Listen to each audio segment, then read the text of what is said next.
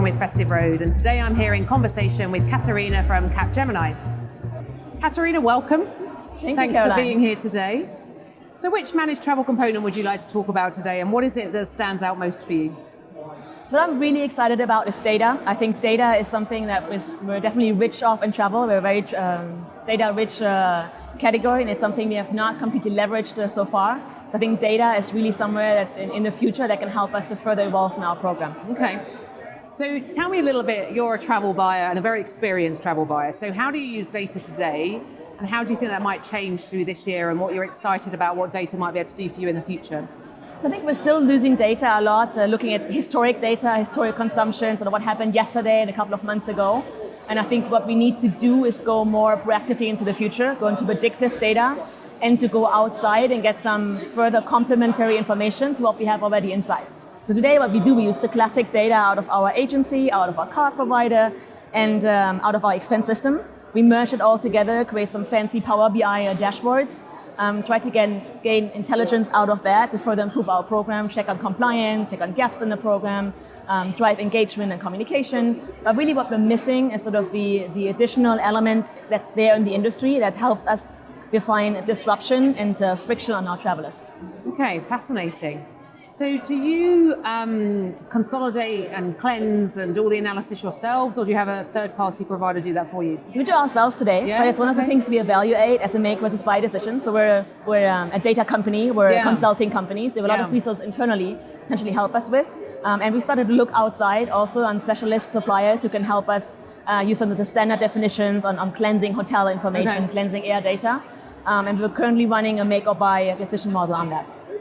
Make or buy decision. Well, I haven't heard that term in a while. There you go, it still exists. So what new things do you think you might be measuring in the future? So I think in managing our contracts with our airlines and our hotel partners, I think I'd like to take some more of the qualitative information in that's existing today, understanding what's the on-time performance of the air content we're booking, what's the CO2 emissions on all of that, which we're not capturing today. Yeah. So that's fascinating in itself, right? So you've got financial data, and then you've got on-time performance, you've got quality data, and then environmental data. Exactly.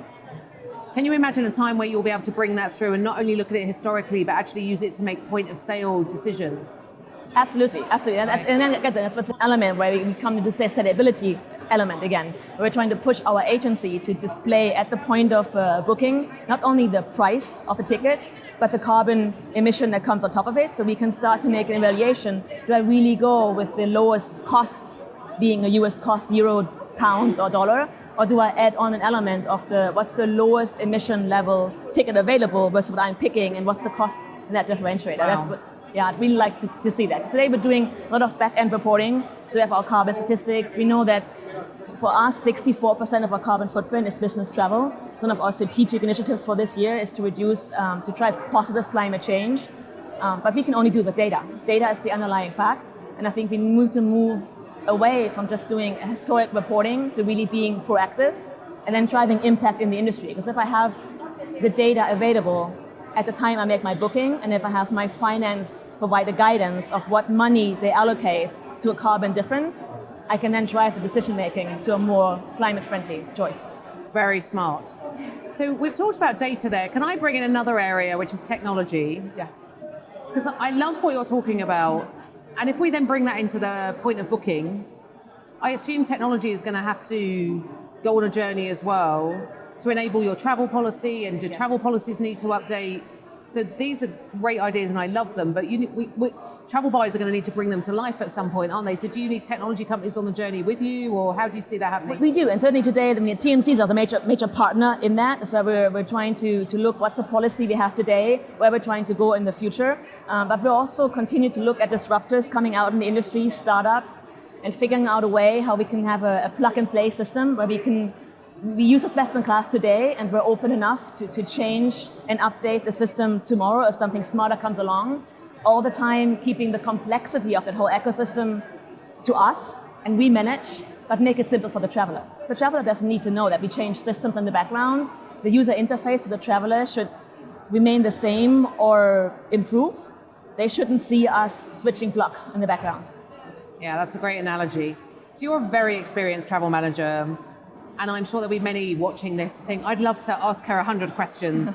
What pieces of advice do you have, or what should buyers be thinking about if they want to focus on the data? What would you share with them? So I think the most important thing is really to keep open discussions with everybody in the industry. I mean, we're one of these very complex ecosystems where a lot of people play together or don't play together. But I think it's important to get a perspective of everybody involved to see what are they able to supply in data, how does it come through the different systems until it arrives where I am? What am I missing today that's available, but it's just a limitation in the interface somewhere? And how can I drive, as the end customer of all of this, a positive change to get more transparency through the system? Wow. So they would then bring all of those stakeholders together and expect them to work together to drive the right result. Yeah, so I think some people you can bring them together, others they have conflicts of interest with NDAs or whatever, so you need to go step by step.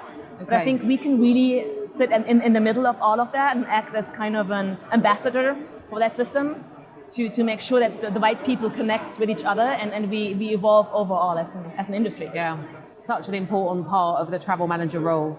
Thank you so much for joining me. It's so fascinating talking with you today. I could carry on talking for ages.